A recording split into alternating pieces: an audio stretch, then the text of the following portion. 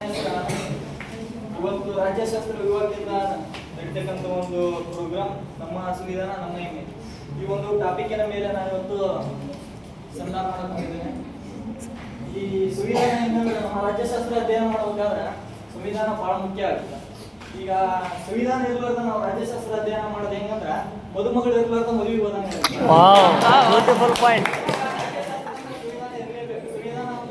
ರಾಜ್ಯಶಾಸ್ತ್ರದಲ್ಲಿ ಒಂದು ಪ್ರಮುಖವಾದ ಭಾಗವಾಗಿದೆ. ಇದನ್ನ ಅಧ್ಯಯನ ಮಾಡೋದು ಪ್ರತಿಯೊಬ್ಬ ಭಾರತೀಯ ಆದ್ಯ ಕರ್ತವ್ಯ ಆಗುತ್ತೆ. ಯಾಕಂದ್ರೆ ಸಂವಿಧಾನ ಅಂದ್ರೆ ಇದು ಈ ಹೆಸರು ಸೂಚನೆ ಮಾಡ್ತಾರೆ. ಈ ಹೆಸರಿನ ಅರ್ಥ ಬಹಳ ಜನ ಗೊತ್ತೇ ಇಲ್ಲ. ಸಮ ಮತ್ತು ವಿಧಾನ. ವಿಧಾನ ಅಂದ್ರೆ ಒಂದು ವಿಧಾನ ಇತ್ತು. ಯಾವ ರೀತಿ ವಿಧಾನ? ಸಮ ಅಂದ್ರೆ ಒಳ್ಳೆಯ ವಿಧಾನ. ಒಳ್ಳೆಯ ವಿಧಾನ ಯಾವುದಕ್ಕೈತಿ? ಭಾರತದ ಒಂದು ಆಡಳಿತವನ್ನು ಸುಗಮವಾಗಿ ಸಾಗಿಸಲು ಒಂದು ವಿಧಾನ ಐತಿ, ಅದ ಸಂವಿಧಾನ.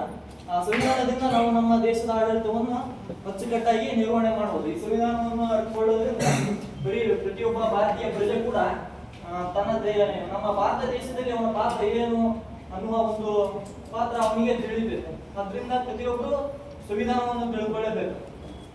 ಆದ್ದರಿಂದ ಈ ಡಿಗ್ರಿ ಓದ್ಬೇಕಾದ್ರೆ ಎಲ್ಲರಿಗೂ ಕಂಪಲ್ಸರಿಯಾಗಿ ಸಬ್ಜೆಕ್ಟ್ ಕೊಡ್ತಾರೆ. ಯಾಕಂದ್ರೆ ಹೈಸ್ಕೂಲ್ ಒಳಗೆ ಓದಿರ್ತೀವಿ, ಆದ್ರೆ ಅಷ್ಟೊಂದು ಇದಿಲ್ಲ ಅಂತೇಳಿ ಡಿಗ್ರಿ ಒಳಗೆ ಎಲ್ಲರಿಗೂ ಐಸಿ ಕೊಟ್ಟಿರ್ತಾರೆ. ಇದನ್ನೆಲ್ಲ ನಾವು ಅಧ್ಯಯನ ಮಾಡಿರ್ಬೇಕು. ಈಗ ಈ ಸಂವಿಧಾನ ಅಂದ್ರೆ ಏನು? ಈ ಸಂವಿಧಾನ ಯಾಕೆ ಬಂತು ಅನ್ನೋದಂದ್ರೆ, ಭಾರತ ಸ್ವತಂತ್ರ ಸಿಗಲಿಕ್ಕಿಂತ ಮುಂಚೆ ಈ ಸಂವಿಧಾನ ಇರಲಿಲ್ಲ. ಯಾಕಂದ್ರೆ ನಾವು ಬ್ರಿಟಿಷರ ಅಧೀನದಲ್ಲಿದ್ವಿ. ಬ್ರಿಟಿಷರ ಅಧೀನದಲ್ಲಿದ್ವಿ ಅಂದ್ರೆ ನಾವು ಇಷ್ಟ ಬಂದಂಗೆ ಇರಕ್ ಆಗ್ತಿರ್ಲಿಲ್ಲ, ನಮಗೆ ಬೇಕಾದಂತೆ ಮಾಡಕ್ ಆಗ್ತಾ ಇರ್ಲಿಲ್ಲ. ಅದೇ ಸ್ವತಂತ್ರ ಬಂದ ಮೇಲೆ ಈ ಸಂವಿಧಾನ ರಚನೆ ಮಾಡಿದ್ರು. ಈ ಸಂವಿಧಾನದಿಂದ ನಾವು ಎಲ್ಲರಂತೆ ಸಮಾನವಾಗಿ ಬಾಳ್ವೆ ಮಾಡಿ ಅಂತ ಉದ್ದೇಶದಿಂದ ಇದನ್ನ ರಚನೆ ಮಾಡಿದ್ರು. ಇದನ್ನ ಮತ್ತೆ ಇದು ಸಂವಿಧಾನ ಬಗ್ಗೆ ಇನ್ನೊಂದು ತಪ್ಪು ತಿಳುವಳಿಕೆ ಏನಂದ್ರೆ, ಡಾಕ್ಟರ್ BR ಅಂಬೇಡ್ಕರ್ ಅವರು ಸಂವಿಧಾನ ಬರೆದ್ರು ಅಂತಾರೆ.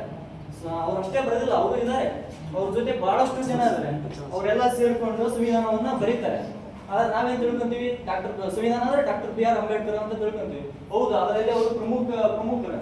ಆದ್ರೆ ಅವ್ರು ಮಾತ್ರ ಬರ್ತಿಲ್ಲ ಅನ್ನೋದನ್ನ ಎಲ್ಲರೂ ತಿಳ್ಕೊಳ್ಬೇಕು. ಅದ್ರ ಬಹಳಷ್ಟು ಜನ ಪಾತ್ರ ಐತಿ, ಅವ್ರ ಹೆಸರು ಕೂಡ ನಾವು ತಿಳ್ಕೊಬೇಕಾದಂತ ನಮ್ಮ ಕರ್ತವ್ಯ. ಮತ್ತೆ ಈ ಸಂವಿಧಾನದಿಂದ ನಮ್ಗೆ ಏನ್ ಸಿಗ್ತದೆ? ಈ ಸಂವಿಧಾನ ಎಲ್ಲರೂ ಮುಂಚೆಕ ಈಗ SC ST OBC ಅವರಿಗೆ ಬಹಳ ವ್ಯಾಲ್ಯೂ ಇರಲಿಲ್ಲ. ಬ್ರಾಹ್ಮಣರು ಲಿಂಗಾಯತ ಅಂತ ಏನ್ ಹೇಳ್ತೀವಲ್ಲ, ಅವ್ರಿಗೆ ಅವಾಗ ಬಹಳ ಪ್ರಾಮುಖ್ಯತೆ ಇರ್ತ. ಅವರು ಈಗ ಒಂದು ಕ್ಲಾಸ್ ರೂಮ್ ಇದೇ ಕ್ಲಾಸ್ ರೂಮ್ ತಗೊಳ್ಳಿ. ಆಗಿನ ಕಾಲದಲ್ಲಿ ಕ್ಲಾಸ್ ರೂಮ್ ಅಲ್ಲಿ ಲಿಂಗಾಯತರೆಲ್ಲ ಈಗ ಬೆಂಚಿನ ಮೇಲೆ ಕೂರ್ತಿದ್ರು, SC ST ಅವರೆಲ್ಲ ಭಾಗದಿಂದ ಹೊರಗೆ ಕೂರ್ತಿದ್ರು.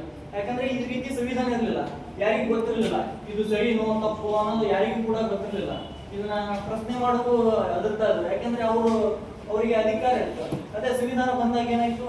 ಎಲ್ಲರಿಗೂ ಸಮಾನತೆ, ಎಲ್ರಿಗೂ ಸಮಾನವಾಗಿರ್ಬೇಕಂತೇಳಿ SC ST ಅವರಿಗೆ ಮೀಸಲಾತಿ ಕಲ್ಪಿಸುವ ಮೂಲಕ ಅವ್ರಿಗೆ ಒಂದಿಷ್ಟು ಮೀಸಲಾತಿಯನ್ನು ಒದಗಿಸಿದ್ರು. ಇದರಿಂದ ಅವರು ಮುಂದೆ ಜೀವನದಲ್ಲಿ ಉದ್ಧಾರ ಆಗಲಿ, ಅವರು ಕೂಡ ಎಲ್ಲರಂತೆ ಸಮಾಜದಲ್ಲಿ ಒಂದಾಗಿ ಬಾಳಿ ಸಮಾನತೆ ಬರಲಿ ಅಂತ.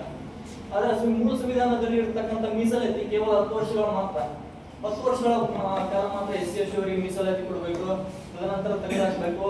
ಅಪ್ಪಿತಪ್ಪಿ ಅದೇನಾದ್ರೂ ಅಭಿವೃದ್ಧಿ ಆಗಿಲ್ಲ ಅಂದ್ರೆ ಅದನ್ನ ಕಂಟಿನ್ಯೂ ಮಾಡ್ಬೋದು ಅಂತೇಳಿ ಬಂದಿರ್ತಾರೆ. ಆದ್ರೆ ಪ್ರಸ್ತುತ ದಿನಮಾನದಲ್ಲಿ ಈ ರಾಜಕೀಯದಿಂದ ಏನಾಗುತ್ತೆ? ಧರ್ಮಾಧಾರಿತ ರಾಜಕೀಯ ಅದು. ಈಗ ಜಾತಿ ಈಗ SC ST ಅವರಿಗೆ ಮೀಸಲಾತಿ ಈಗ ಒಂದು ಲೆವೆಲ್ ಅಭಿವೃದ್ಧಿ ಆಗಿದ್ರೆ ಕಡಿಮೆ ಮಾಡ್ಬೇಕು ಅನ್ನೋದು ಎಲ್ಲರಿಗೂ ಗೊತ್ತು. ಆದ್ರೆ ರಾಜಕಾರಣಿಗಳು ಯಾಕೆ ಕಮ್ಮಿ ಮಾಡ್ತಾ ಇಲ್ಲ ಅಂದ್ರೆ ಈಗ ಅಪ್ಪಿತಪ್ಪಿ SC ST ಅವರಿಗೆ ಮೀಸಲಾತಿ ಕಡಿಮೆ ಮಾಡಿದ್ರೆ ನೆಕ್ಸ್ಟ್ ಎಲೆಕ್ಷನ್ ಅಲ್ಲಿ ನಮ್ಗೆ ವೋಟ್ ಬರಲ್ಲ ಅನ್ನೋ ಉದ್ದೇಶದಿಂದ ಅವ್ರು ಕಡಿಮೆ ಮಾಡ್ತಾ ಇಲ್ಲ. ಈ ರೀತಿಯಾಗಿ ಸಂವಿಧಾನವನ್ನು ಸರಿಯಾದ ರೀತಿ ಎಲ್ಲರೂ ತಿಳ್ಕೋಬೇಕು, ಅದನ್ನ ಪ್ರಶ್ನೆ ತಿಳ್ಕೋಬೇಕು. ಎಲ್ಲರೂ ಕೂಡ ಈ ರಾಜಕೀಯದಲ್ಲಿ ಏನೇನು ತಪ್ಪಾಗ್ತದೆ ಅದನ್ನೆಲ್ಲ ಪ್ರಶ್ನೆ ಮಾಡಬೇಕು. ಪ್ರಶ್ನೆ ಮಾಡೋ ಮೂಲಕ ಸಂವಿಧಾನದನ್ನ ತಿಳ್ಕೊಂಡು ಅದನ್ನ ಬಳಸ್ಕೊಂಡು ಅದರಿಂದ ನಾವು ಉದ್ಧಾರ ಆಗ್ಬೇಕು ಅಂತ ಹೇಳ್ತಾ